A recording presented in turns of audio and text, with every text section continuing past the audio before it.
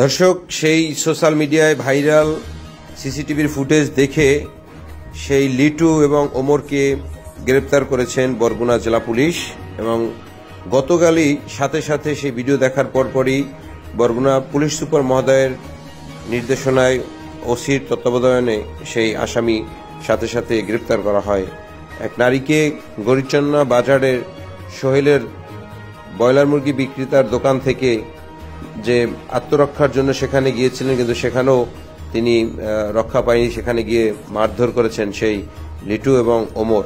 এই বাবা ছেলে মিলে তাকে মারধর করার সেই ভিডিও সোশ্যাল মিডিয়ায় পাবলিশ হওয়ার পরপরই কিন্তু তাদেরকে আটক করেন এবং জেল হাজতে প্রেরণ করা হয় আমরা দেখেছি। এবং সেই ঘটনার কিন্তু আপনারা দেখেছেন ইতিমধ্যে সামাজিক যোগাযোগ মাধ্যমে ব্যাপক ভাইরাল হয়েছে এবং এই ঘটনার সকলেই কিন্তু তীব্র নিন্দা এবং প্রতিবাদ জানিয়েছেন এবং সুষ্ঠু তদন্তের মাধ্যমে বিচারের দাবি জানিয়েছেন।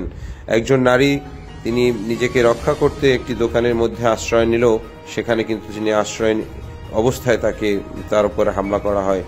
যেই ছেলেটাকে দেখছেন ওমর, সে হচ্ছে বাক প্রতিবন্ধী, সে কথা বলতে পারে না, কিন্তু তার যে শক্তি দেখতে পাচ্ছেন যে কি পরিমাণ এই মেয়েটাকে মারধর করেছেন এবং তার মাথার উপরে কমপক্ষে 10টি ঘুষি দিয়েছেন এবং ওড়না দিয়ে তার গলায় ফাঁস পড়ার মতো এমন অবস্থা আমরা কিন্তু হাসপাতালে বেড়ে দেখেছি।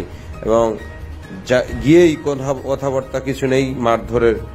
এরপরে তার বাবা তাকে টেনে হিস্ট্রে নেওয়ার জন্য কিন্তু এসেছিলেন, কিন্তু নিতে পারেনি। পরবর্তীতে বাহিরে নামিয়ে সেই দোকানদারকেও সোহেলকেও মারধর করেছেন এমনই অভিযোগ পাওয়া গেছেন এবং আমরা শুনেছি এবং সেই ভিডিওই আপনাদেরকে দেখিয়েছেন। এবং সেই আসামিকে, সেই দুইজনকে, বাপ ছেলেকে কিন্তু গতকালকেই জেল হাজতে প্রেরণ করা হয়েছে, একটি মামলা দায়ের করা হয়েছে। ধন্যবাদ জানাই বরগুনা জেলা পুলিশ, বরগুনা পুলিশ সুপার এবং বরগুনা সদর থানা অফিসার ইনচার্জ এবং তদন্ত ওসিকে। লিটুর ছেলে ওমরের অপ্রাপ্তবয়স্ক হওয়ায় তাকে সেফ কাস্টডিতে যশোরে পাঠানো হয়।